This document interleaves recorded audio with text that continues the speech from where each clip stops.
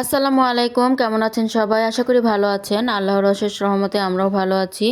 তো চলে আসলাম নতুন একটি ভিডিও নিয়ে। তো এই তো সকাল সকাল ভিডিওটা শুরু করলাম। তো সকালবেলা এসেই দেখি মা নাস্তার জন্য রুটির সাথে খাওয়ার জন্য আলুর দম বানাচ্ছে। তো আলুর দমটা রান্না হয়ে গেছে, নামিয়ে নিছে। তো মেহমান তো আছে, আমার চাচিরা আসছে। তো এই তো এখানে মুগ ডাল বসাইছে আর কি। মুগ ডালটা সিদ্ধ হয়ে গেছে। তো রাইস কুকারেই আলুর দমটা হওয়ার পর নামিয়ে মুগ ডালটা রান্না করে নিল। আর সবজি কেটে নিচ্ছে, রান্নার প্রস্তুতিও নিচ্ছে, যা যা রান্না করবে ওগুলো গুছিয়ে নিচ্ছে। আর আমার চাচি রুটি বানিয়ে নিল, তো রুটি ভেজেও নেবে।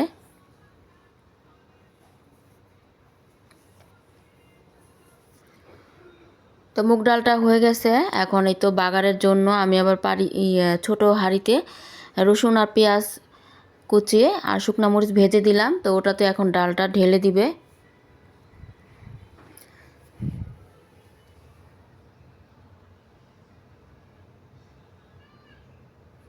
তো আমার চাচি এদিক দিয়েই তো রুটি বানিয়ে নিয়ে রুটি এখন ভেজে নিচ্ছে। তো আজকে রুটি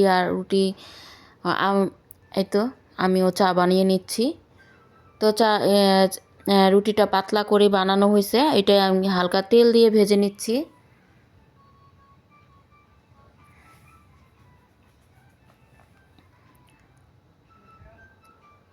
তো চাচি রুটি বানিয়ে নিছে, তো বলতেছে ভাজবে। তো আমি বললাম যে আপনি বানাইছেন, আমি ভেজে নেই। তো আমি তো এক চুলা চা বসাই দিলাম, আরেক চুলায় রুটিগুলো ভেজে নিচ্ছি হালকা তেল দিয়ে।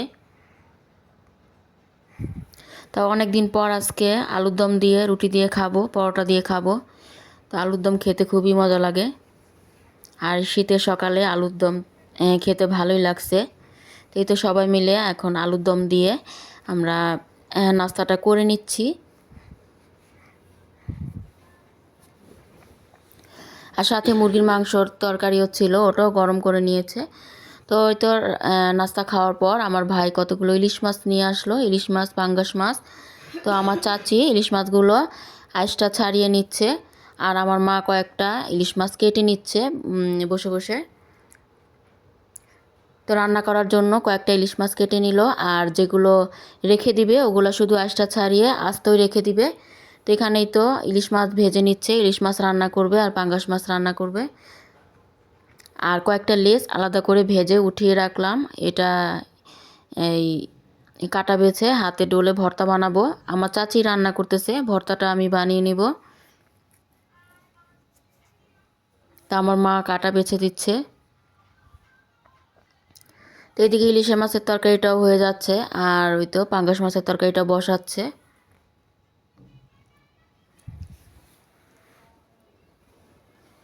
তো পাঙ্গাস মাছটা পেঁয়াজ দিয়ে ভুনা করতেছে, ওটা মাছগুলো দিয়ে দিল।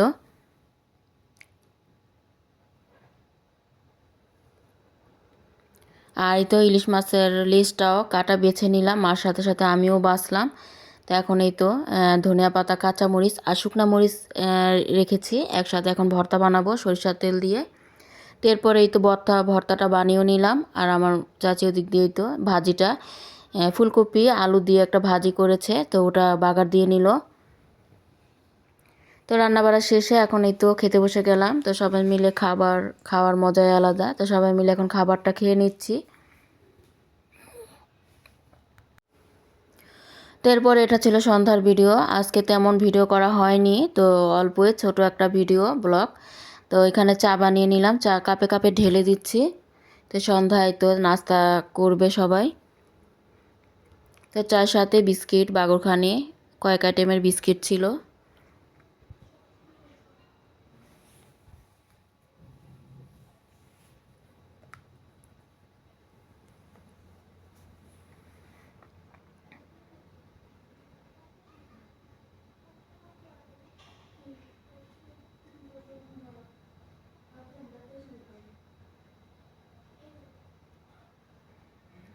তো দিয়ে দিলাম চা নাস্তা। তো এটা ছিল। আর এরপরেই তো এটা ছিল পরের দিনের ব্লগ। তো পরের দিন শুধু রান্নার ভিডিওটা করে নিয়েছিলাম। তো এখানেই তো এই বাইলা মাছ রান্না করে নিচ্ছি, বেগুন আলু দিয়ে চচ্চড়ি, হালকাকে আঠা আঠা ঝোল করে রান্না করব।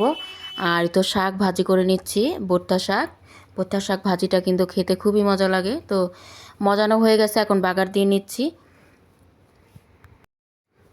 তো বাইলা মাছের চচ্চড়িটাও প্রায় হয়ে গেছে আর শাকটাও বাগার দিয়ে নিলাম। তো আজকের ভিডিওটা এই পর্যন্তই ছিল, আবার চলে আসবো নতুন কোনো ভিডিও নিয়ে। সেই পর্যন্ত সবাই সুস্থ থাকেন, ভালো থাকেন। আল্লাহ হাফেজ, আসসালামু আলাইকুম।